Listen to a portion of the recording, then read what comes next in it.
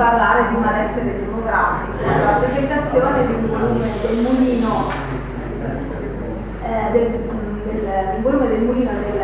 presentato dal professor Molini, che aveva fatto uno studio su alcune aree disagiate, alcuni comuni disagiati italiani che mostravano i segni di questa sindrome di cui oggi parleremo. E parlarne oggi non per sparuti comuni in aree disagiate, ma in una delle regioni che appunto è stato detto prima, che è sicuramente motore di sviluppo, uno dei motori di sviluppo economico di questo paese, ci dà anche la misura di quello che è accaduto. Parleremo di malessere demografico, ma parleremo anche di qualche possibilità per, se non altro, non dico per curarlo, ma almeno per affrontarlo in maniera seria e adeguata.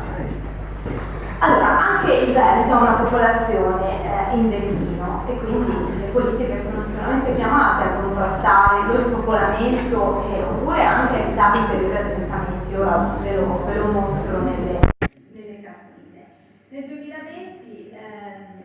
la popolazione veneta era di un po' sfiorava i 5 milioni, ma diciamo che ai 5 milioni in realtà, dai 5 milioni in realtà ci stiamo allontanando, perché nell'ultimo anno di fatto abbiamo perso 9.300 abitanti, quindi è come se un comune come della grandezza di Legnaro sparisse da un anno all'altro nella nostra regione. E le prospettive sicuramente non sono più incoraggianti, perché diciamo dal 2020 al 2050 ci aspettiamo, tenendo conto anche diciamo, delle tendenze attuali, ma anche immaginando che ci siano flussi migratori anche simili a quelli osservati negli ultimi anni, anche per il futuro perderemo 200.000 abitanti, quindi una città come Padova che non avremo più. I comuni che perdono abitanti non sono pochi, 3 su 5 nel nostro territorio, e quindi è chiaro che io ho messo l'immagine del chiuso, perché chiaramente il paese che si spopola vuol dire anche attività che chiudono, vuol dire anche regressione economica, perché ovviamente questo è anche da una parte la causa e da una parte anche il risultato. È stato già accennato prima dal professor Feltrin, ovviamente lo sviluppo e la decrescita non avviene in maniera uniforme sul territorio veneto. Vedete che in azzurro ci sono i comuni che si spopolano e quindi tutta l'area praticamente del Polesine, buona parte della provincia di Venezia, della provincia di Belluno e anche le aree montane delle altre province, in particolare della provincia vicentina. Questo da una parte porta allo spopolamento, quindi alla decrescita della popolazione, dall'altra invece abbiamo delle aree in cui invece si crea un addensamento, in particolare lungo le infrastrutture, si diceva prima, no? Le infrastrutture viarie sono in qualche modo portano anche a un addensamento della popolazione. Tra l'altro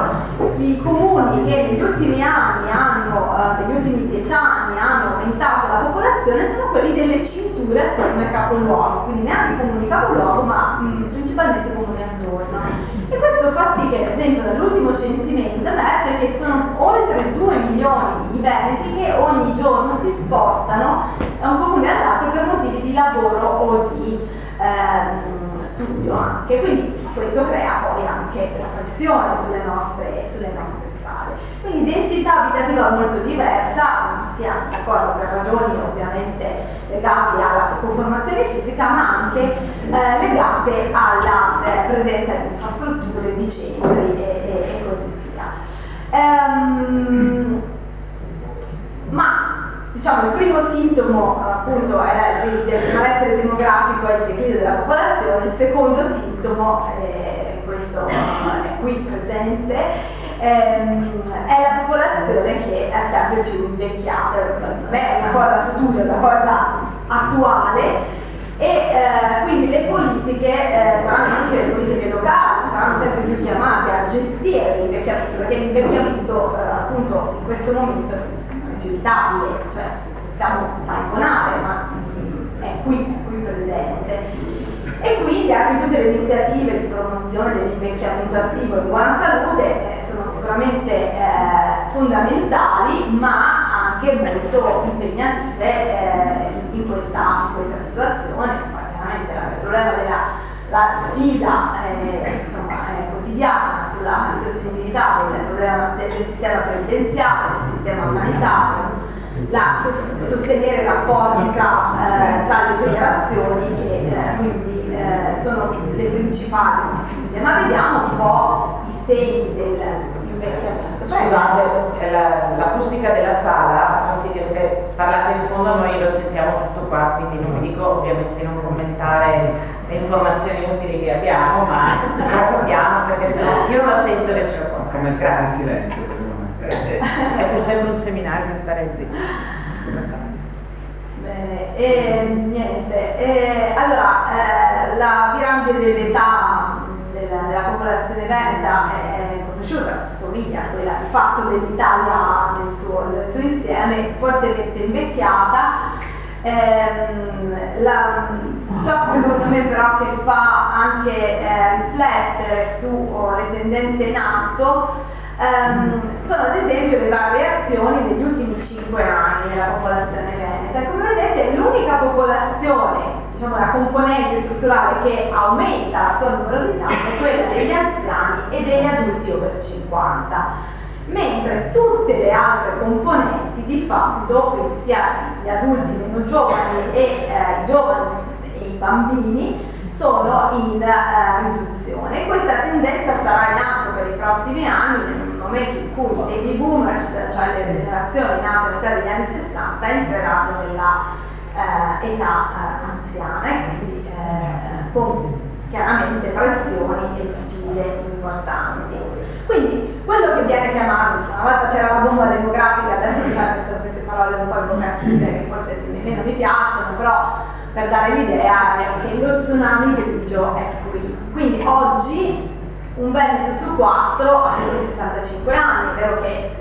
ora sono passati per buona parte in buona salute, però è chiaro che aumenta la popolazione fragile, o comunque insomma che può essere più fragile. Nel 2040 saranno 1 su 3 e questi livelli di invecchiamento sono livelli di invecchiamento mai osservati nella storia dell'umanità, quindi effettivamente pongono sfide non al Veneto ma a buona parte del mondo, ma noi siamo effettivamente i precursori, siamo i primi a vivere in maniera così forte in Italia in generale, ma anche in Veneto, quindi tutte le sfide dell'invecchiamento. Ovviamente questo porta anche a una squilibrio nella struttura della popolazione, in quanto 2 lavoratori alla fine dovranno mantenere l'individuo in età non lavorativa e si ridurrà appunto la popolazione, il peso della popolazione in età lavorativa. Quindi a questo ovviamente si accompagna quello di cui si è parlato già prima, cioè mancano i lavoratori, no? Ci sono i cartelli di tanti giornali che riportano la disperata ricerca dei lavoratori. Ora, al di là di ogni considerazione qualitativa su quali lavoratori servono, quindi questo ovviamente diciamo, è qualcosa di cui probabilmente parleranno i relatori, probabilmente Bruno Anastasia parlerà successivamente, sicuramente con più competenze di me, però l'idea è che dal punto di vista proprio strutturale da qui a 10 anni mancheranno più o meno 143.000 lavoratori, cioè persone in età potenzialmente lavorativa che noi abbiamo considerato tra 20 e 65 anni, e tra 2030 e 2040 ne mancheranno 250.000. Quindi il problema demografico non è soltanto un problema demografico, ma il rischio per lo sviluppo economico esiste. Accanto a questo, ovviamente, no, quando c'è il calo demografico, appunto, magari non ci, o il calo delle nascite si ne preoccupa, è giusto, ma poi appunto quando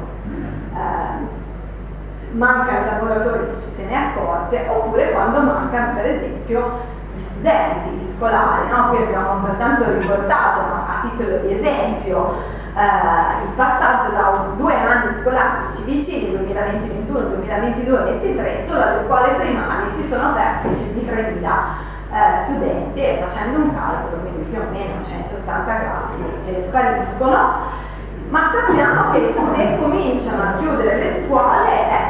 a volte anche muoiono i quartieri da tornare a scuole, no? Perché chiude magari il bar, chiude la cartoleria, chiude il piccolo esercizio commerciale, e quindi il quartiere di fatto rischia di non esserci più, così almeno come ce lo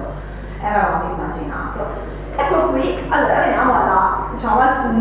punto centrale su cui vorrei appunto far soffermare un po' l'attenzione. Il problema della bassa fecondità, della bassa natalità, e quindi come sostenere le coppie che vogliono avere figli anche con politiche locali di sostegno. Le nascite nel Veneto, guardate, dagli anni del baby boom, che erano vicino agli 80.000, siamo arrivati ai meno di 33.000 nell'ultimo anno, ma abbiamo raggiunto proprio il minimo storico nel 2020 con 36.672 nati, poi c'è stato un piccolo rimbalzo, comunque una caduta già dal 2008 del 32% di nati. E diciamo che parte di questa diminuzione di fatto è strutturale, perché di fatto non abbiamo più generazioni in età riproduttiva altrettanto numerose come nel passato, quindi dal 2008 al 2020 sì, abbiamo perso i nati, ma anche perché abbiamo perso le potenziali madri, 160.000, quasi 160.000 madri in meno, e significa che anche se facessimo lo stesso numero di figli di prima avremo una riduzione dei nati, e questo nel 2030 e nel 2040 non sarà, questa caratteristica strutturale si presenterà comunque con altrettanta forza. Ma il problema è che non solo, quindi mancano le donne, e su questo non ci si può fare più molto, si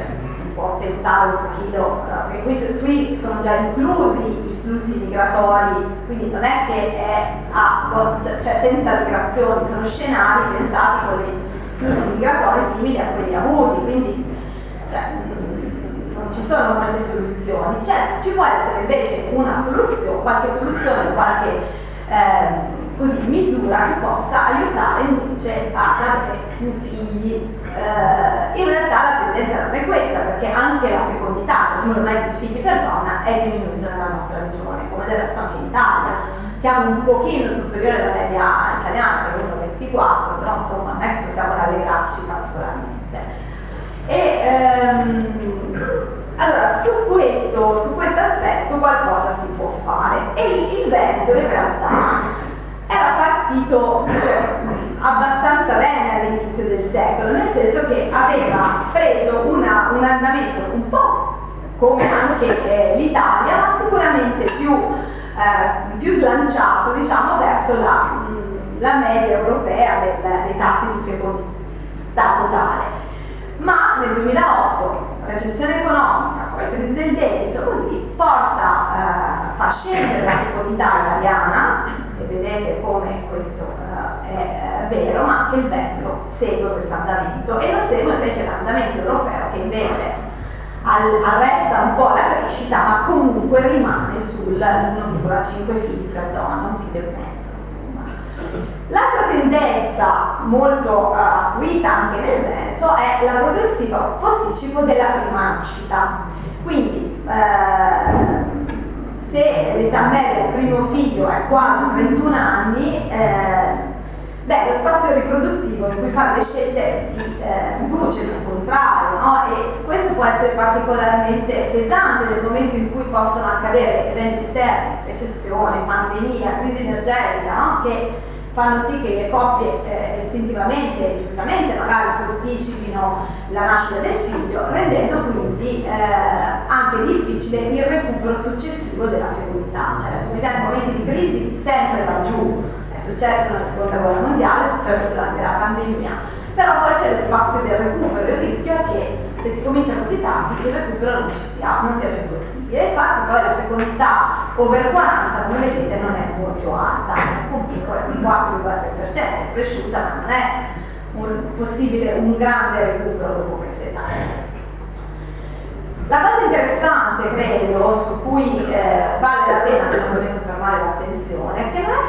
fanno più il secondo o il terzo figlio, come succedeva in passato, no? Quindi la sfida era magari fare il secondo figlio. Adesso anche il primo figlio è messo in discussione. Delle generazioni più giovani, nate per esempio nel 75, che hanno praticamente completato la vita riproduttiva, di fatto una donna su 4 nel Veneto resta senza figli, quindi la probabilità di avere un primo figlio è scesa in questo modo così forte tra le generazioni, e questo chiaramente induce un quadro di difficoltà, perché potremmo dire vabbè, ma sono cambiati gli atteggiamenti culturali, forse i figli non sono più così necessari, però un po' tutte le indagini, questa è un'indagine nazionale, non ci sono dati specifici per il Veneto, però mostra che praticamente il 73% vede ancora come numero di figli i due del rimpiazzo generazionale, ma ci sono anche più di un terzo della popolazione che dice che vorrebbe avere 3 o addirittura 4. Quindi sembra che ci sia un quadro di difficoltà. I fattori dietro questo declino sono molteplici e quindi non abbiamo neanche tanto il tempo di vederli in maniera approfondita, ovviamente, però dal ritardo della transizione allo stato adulto alle difficoltà di avere occupazioni anche ben retribuite con un certo grado di stabilità, le difficoltà nella gestione dei tempi quotidiani, nella conciliazione. Le sfide sono molte, però ecco, sicuramente le sfide economiche ci sono, non abbiamo i dati qui sul Veneto, ma abbiamo i dati italiani e diciamo dal 10 al 17% un po' delle donne indica come motivazione prevalente per non avere o un primo o altri figli quella economica, e comunque questa percentuale sale se noi chiediamo se un figlio peggiorerebbe o no la situazione economica. Più della metà degli intervistati, uomini e donne, dice che peggiorerebbe molto la condizione economica. Quindi da un certo punto di vista deve aver pensato, e questo è sicuramente un aspetto una politica molto importante anche del PD, quella dell'aver introdotto l'assegno unico universale. Forse non sarà risolutivo dal punto di vista demografico, ma sicuramente i primi risultati mostrano che ha ridotto anche se non tantissimo, ma insomma sono i primi studi, la povertà nelle famiglie con figli a carico e anche il poverty gap, cioè i poveri sono un po' meno poveri, quindi questi due aspetti sono sicuramente, l'aver contribuito a questo. Però questa è una misura, in realtà nel Family Act ce n'erano molte altre che erano molto importanti, che speriamo possano in qualche modo rientrare, perché la legge è stata promulgata, ma insomma bisogna anche attuare poi misure anche previste che sono anche molto lungimiranti. Quindi la fatica della conciliazione è presente soprattutto per le donne, ma non solo. Quasi la metà delle donne senza figli dice che un figlio peggiorerebbe molto le opportunità di lavoro, e questi anche gli uomini non ne sono esenti da questo. Per cui il tema della conciliazione è molto importante. Anche in Veneto, se guardiamo il rapporto tra i tassi di occupazione di chi ha figli rispetto a chi non ne ha, se non ci fosse differenza dovrebbe essere pari a 100, va un po' meglio dell'Italia perché siamo a 86, però comunque c'è un quadro di difficoltà. E anche nella zona dell'Over, Lombardia, Emilia Romagna e Veneto, tra le donne che non lavorano di più più del 40% dichiara di aver smesso per la maternità o la nascita di un figlio per prendersi cura dei figli. E tra coloro che hanno smesso di lavorare, più della metà dichiara di non essere contenta di aver smesso o di esserlo stata all'inizio, ma poi di aver capito che in realtà a lungo termine ci sarebbero stati dei costi. Allora, come si può contrastare la bassa fecondità? Chiaro che sostenere le coppie che vogliono figli, il tema un po' dell'assegno unico, funziona. Offrire servizi, ancora il Veneto non ha ancora raggiunto la quota del 33% della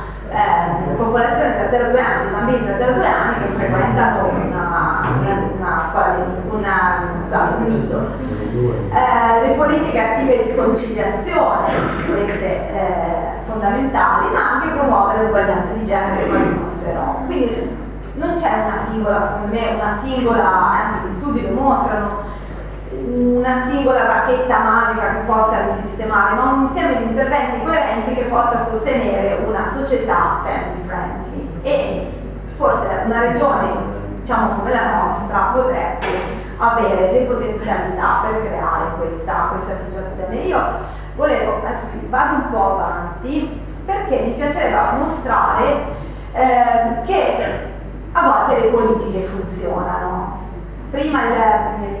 sindaco di Abano prima diceva non dobbiamo credere nella rassegnazione. Secondo me anche su queste cose c'è un po' l'idea, ma sì, ma tanto non funziona, tanto le persone non vogliono avere figli. In realtà alcuni studi, anche alcuni confronti internazionali per esempio, mostrano come ad esempio a metà nei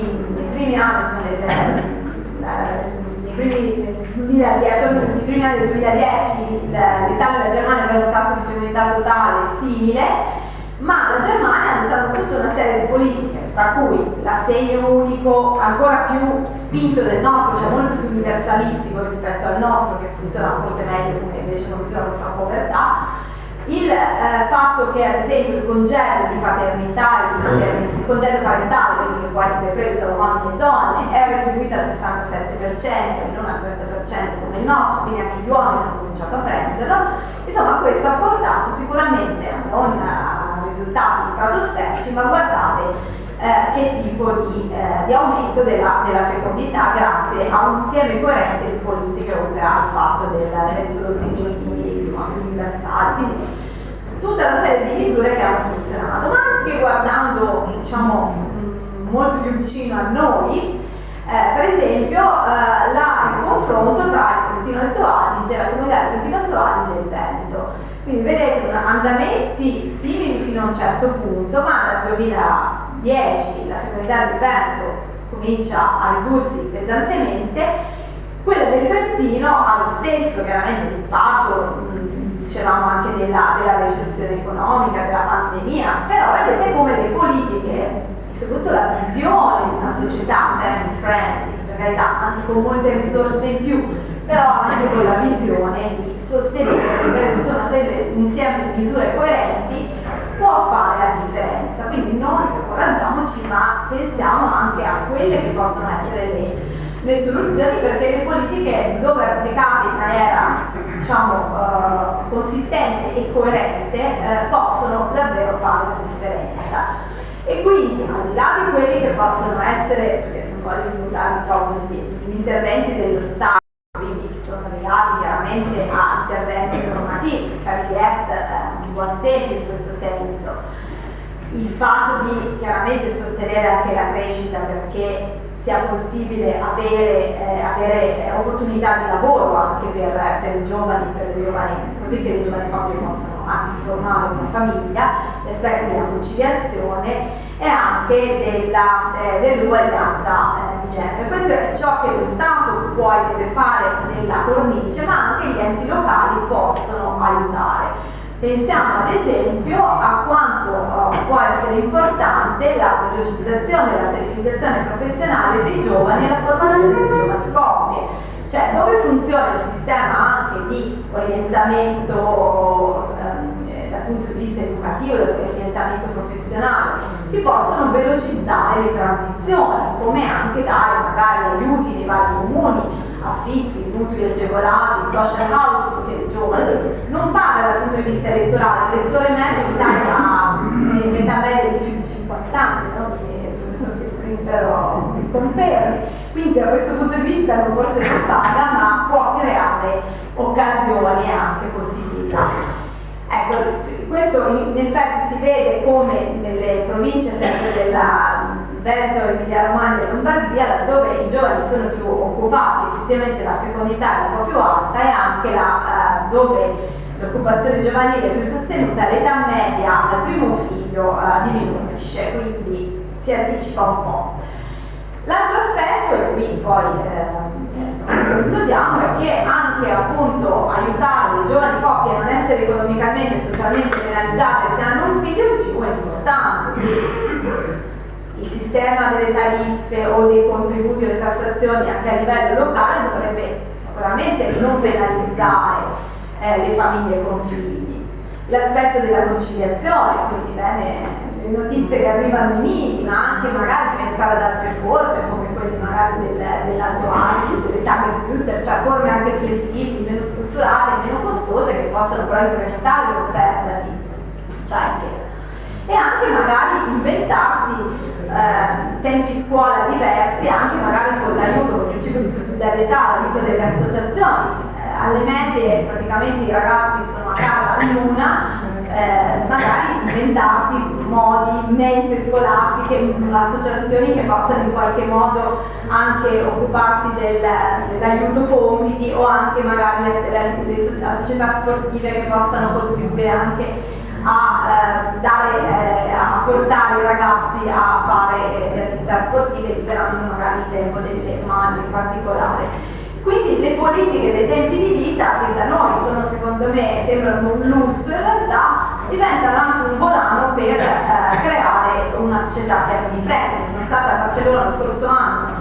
dove la Generalità e anche la Municipalità di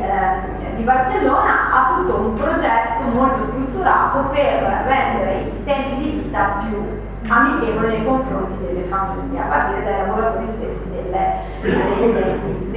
pubblici. La digitalizzazione, la semplificazione, tutto aiuta a rendere la vita meno complicata, anche quella dei genitori.